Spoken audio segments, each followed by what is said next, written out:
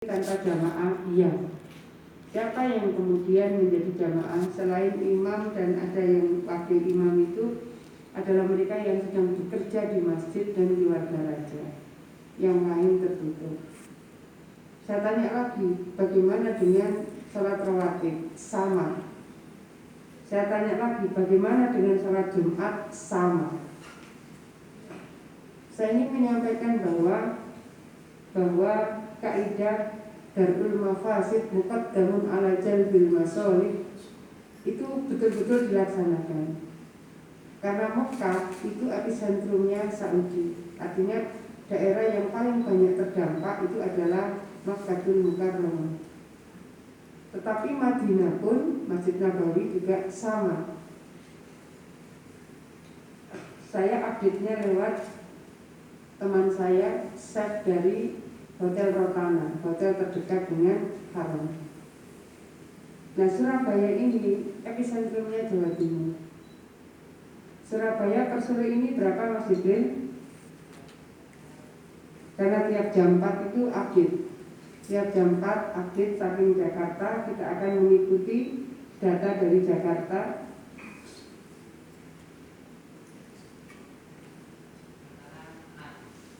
Bukan total.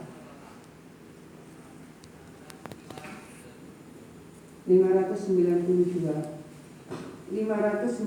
itu yang positif. PDP-nya berapa? 1461. Rata-rata PDP itu akan positif di Surabaya ini rata-rata 60%. Kalau 1400 ini yang PDP, lalu dia jadi positif, maka sangat mungkin ini kalau tidak sembuh, maka 60% dari 1400 itu akan jadi positif. Selalu begitu datanya. Lalu ODP berapa?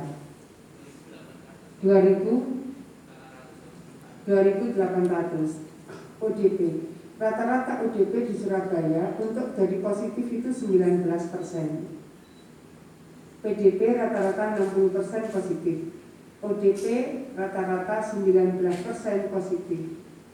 Kemudian di situ ada OTG enggak? OTG rata-rata 21% positif. Ini PR kita. Jadi sebetulnya yang memberlakukan bahwa untuk sementara di masjid, mungkin kalau sholat rawatib, ya itu di Masjidil Haram saja sholat rawatib pun tidak membuka jamaah umum kecuali makmum ini mereka yang sedang bekerja di masjid. Tadi malam ada hal yang mungkin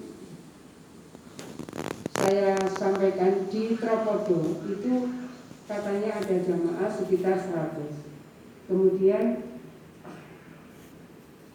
Pemkab Sidoarjo melakukan rapid test setelah selesai sholat.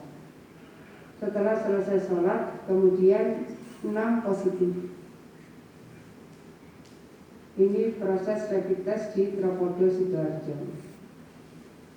Saya ingin menyampaikan ini PR kita. Matur nuwun sangat kalau misalnya kita bisa terus dibantu bagaimana menyampaikan pesan-pesan ini bahwa penyebarannya itu luar biasa. Cepat nyebar, kemudian cepat masuk ke paru-paru, lalu cepat juga menjadikan kondisi kurang baik kalau tidak segera mendapatkan layanan rumah sakit. Kondisi di Surabaya hari ini rumah sakit sudah overload, sudah tidak mampu menampung rumah sakitnya karena ini harus dengan ruang isolasi, harus dengan tekanan negatif, harus siap secara mencukupi ventilator karena sudah tidak nutut ya mereka di UGD. Karena sudah terlalu banyak di UGD, maka kita menyiapkan rumah sakit darurat. Pemprov menyiapkan rumah sakit darurat di Indrapura, belakangnya kantor DPRD GSWati. Itu ada Pusritbang Kementerian Kesehatan. Mulai sore ini insya Allah 70 bed sudah bisa digunakan. Kemudian itu pun dihitung tidak akan cukup. maka kita akan menambah rumah sakit darurat. Ini gedungnya. Kita akan menambah rumah sakit darurat di gedung ini itu lewat tenda yang sekarang ini sedang dipasang. Dan yang mengantarkan tenda 3 jenderal sekarang ini sudah menunggu di luar. Jadi mereka akan mendiskusikan apa yang menjadikan Surabaya ini pada saat PSBB kok masih melonjak terus. Jadi kalau ini kemarin kita itu 14 hari betul-betul kita niatkan nyantri di rumah kita masing-masing, mungkin malah sudah turun. Karena terus banyak yang merasa sudahlah mau kita niatnya api, betul niatnya bagus. Tetapi pada saat seperti sekarang memang dia, maksud saya virus ini tidak peduli nyasar kemana-mana. Dulu ada yang bilang, ikut ya pasar gak apa-apa. Kepala pasar Kapasan pun ternyata positif. Akhirnya sempat ditutup beberapa hari. Pokoknya jangan ditantang, gitulah maksud saya. Ini kalau sudah kena virus ini dan tidak segera mendapat layanan, Surabaya yang meninggal sudah berapa, Mas Didin? Halo.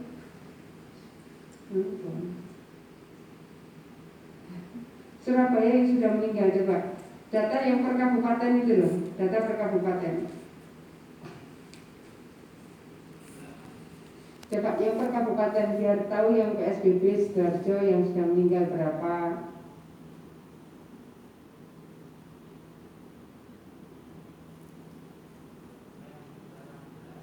Iya, tidak bisa di display.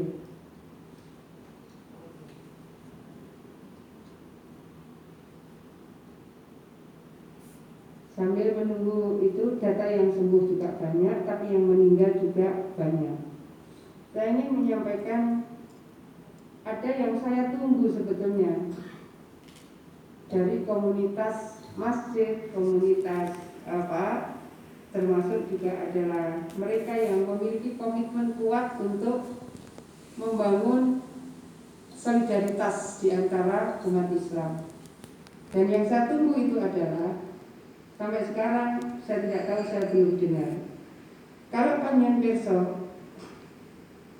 yang meninggal, jenazah yang terkonfirmasi COVID, keluarganya pun takut mendekat. Keluarganya pun takut mendekat. Panjenengan mungkin ya belum mendengar ada pejabat atau gubernur atau bupati wali kota yang bilang bahwa ini wajib ini disolati karena ini fardu kifayah. Dan saya melakukan itu.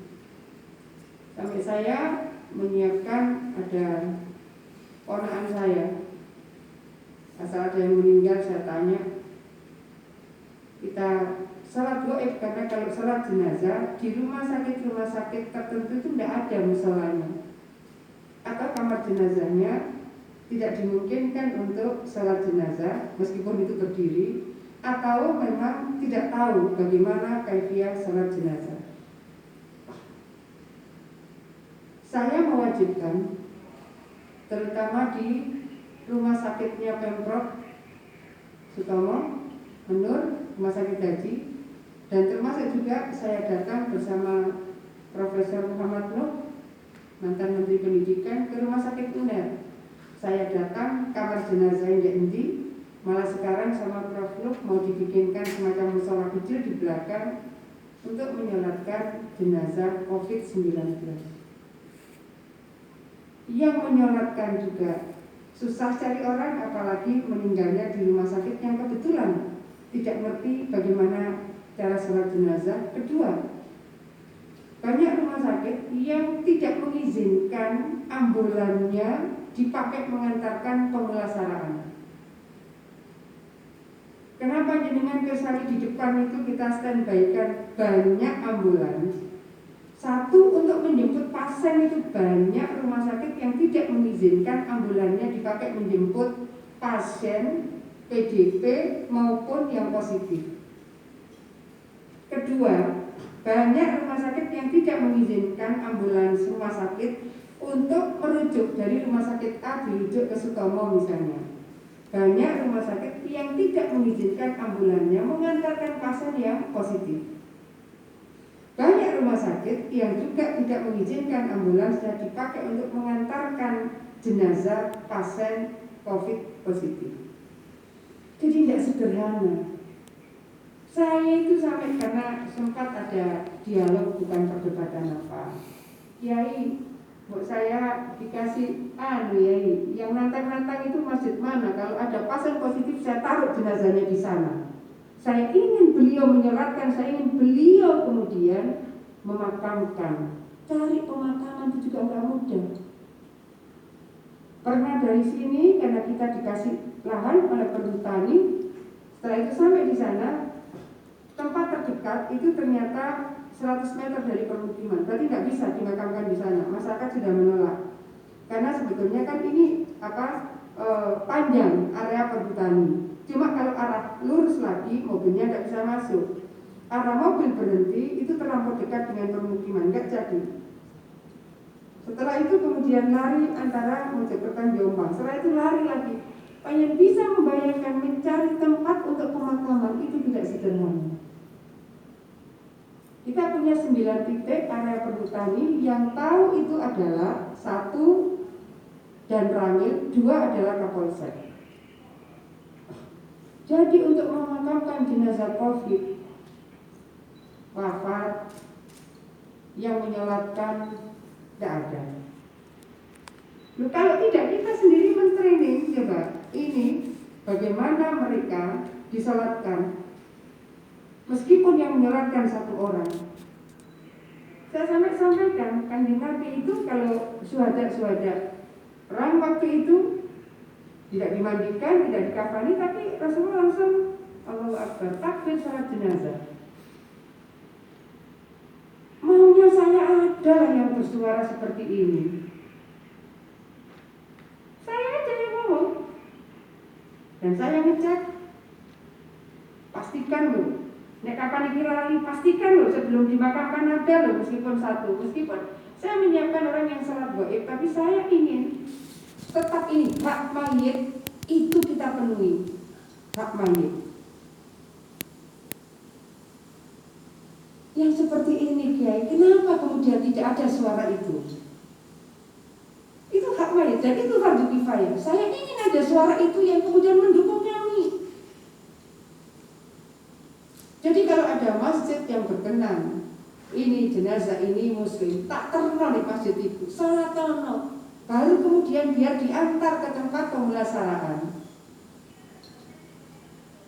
Dalam hal seperti ini, panjenengan mungkin tahu kulit-kulitnya.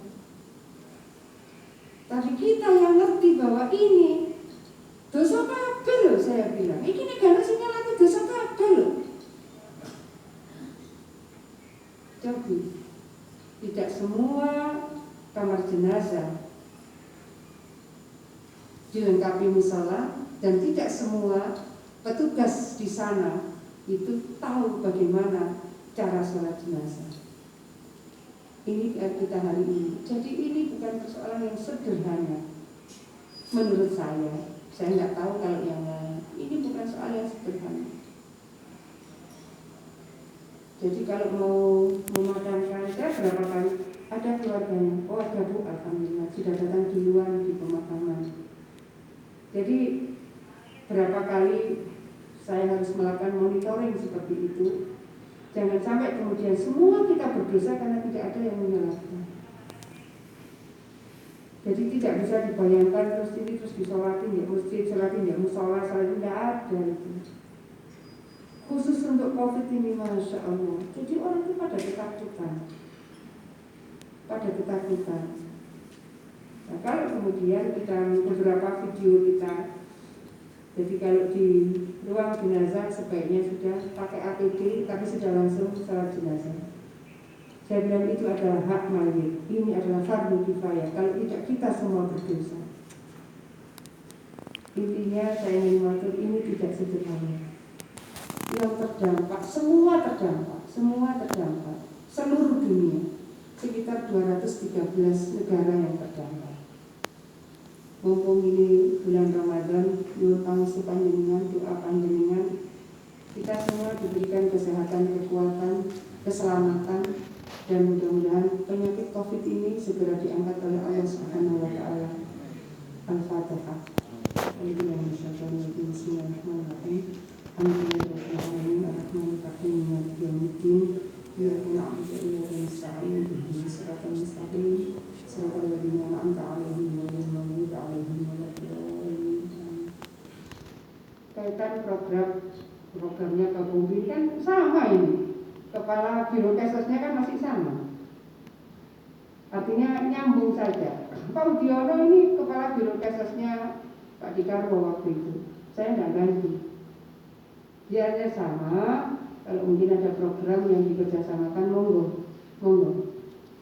Terus silaturahim aja dengan beliau supaya sama-sama bisa berseiring, sama-sama ikhtiar bagaimana membangun kehidupan umat yang terus lebih baik dan lebih baik. Salam hormat untuk seluruh para mubaligh atau mubaligho yang tidak sempat silaturahim di sini karena memang harus physical distancing. Terus pangapunten, mudah-mudahan nanti kita bisa silaturahim lebih leluasa lagi dalam jumlah jamaah dan mubaligho yang lebih banyak lagi. Matur nuwun sangat, mohon maaf lahir batin. Assalamualaikum warahmatullahi wabarakatuh. Sekedar Bu Gubernur, sekedar 2 menit saja. Setelah mendengarkan pidato Ibu, kami merasakan betapa beratnya Bu Gubernur dalam memikirkan masalah COVID ini. Saya yakin Allah akan memberikan kekuatan lahir batin untuk Ibu dan umat Islam khususnya di Jawa Timur. Kami ini anggota resminya Mubaligh itu sekitar 300-an ya, plus minusnya. Satu yang saya ingin sampaikan sama Ibu, selama ini kan masih gaib kapan corona ini selesai. Bahwa memang itu sesuatu yang tidak bisa diprediksi oleh manusia. Tetapi paling tidak kita kan punya keyakinan ikhtiar bahwa dengan ikhtiar ini akan bisa mengurangi mata rantai penyebarannya dan sebagainya.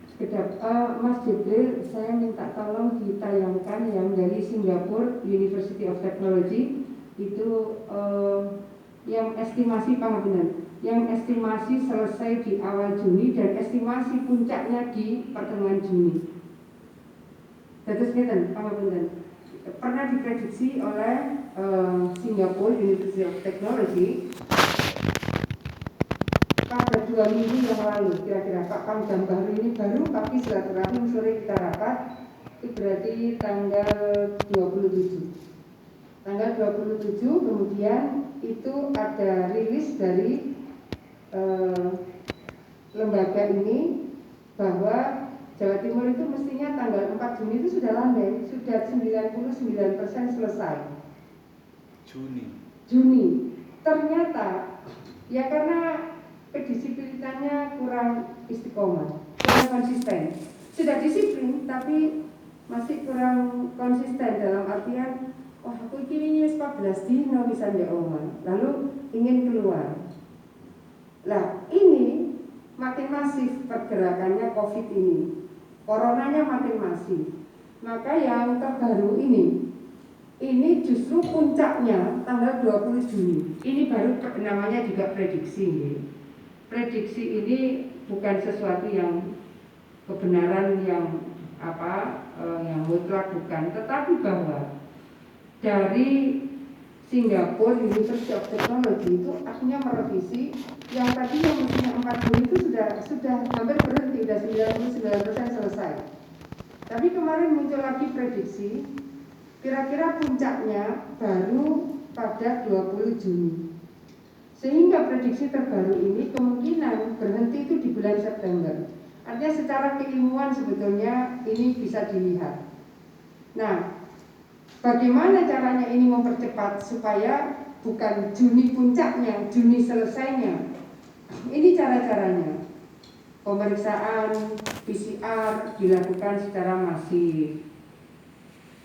Kemudian bagaimana kalau promosi kesehatan itu ya pokoknya cuci tangan dengan air mengalir, pakai sabun, antiseptik, pokoknya ada busanya, kira-kira seperti itu.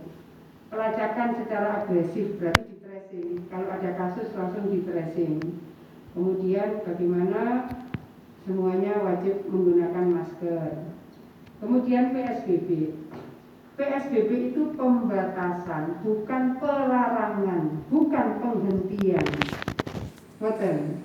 Dados PSBB, P-nya itu adalah pembatasan, bukan pelarangan, bukan penghentian.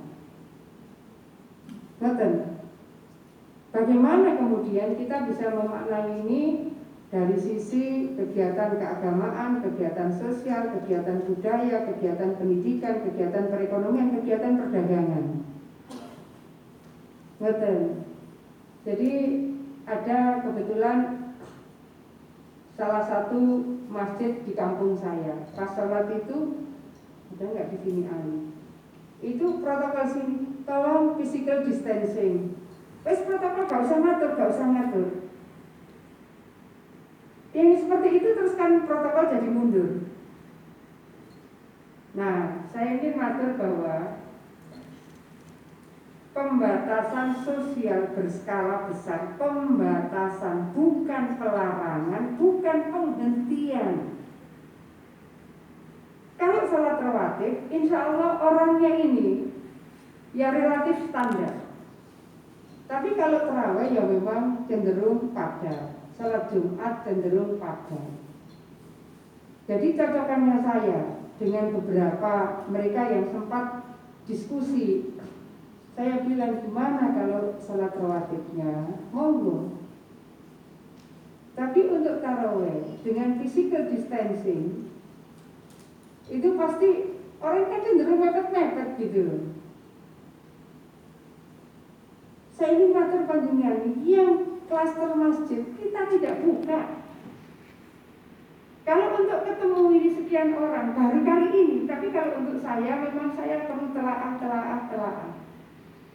Kita tidak buka. Tapi kalau Sidoarjo terlanjur keluar di berita karena agak heboh. Ada yang against, ada yang menolak dan seterusnya di malam, jadi akhirnya keluar lagi berita. Klaster masjid itu kita nggak buka. Bahwa ini sudah terjadi kan ada, nggak mungkin masjid, nggak mungkin. Nanti ada tidak mungkin di sini. Itu seorang kiai dokter muda, nggak mungkin di sini. Tak duduk nota, monggo dipirsa ini 200 meter dari sini ada, 500 meter dari sini ada. Ini ada terus ini lihat nih. Di gang sebelah itu 4 orang. Terus beliau nanya, saya nggak percayanya. Sini Bu Gubernur, rasanya kalau yang bersifat kemasjidan, bersifat kejamaah, kami anggota banyak. Insya Allah nanti dalam waktu yang tidak terlalu lama kami akan rapat agak klaster sedikit untuk bagaimana ada sebuah formulasi jamaah itu sesuai dengan anjuran pemerintah.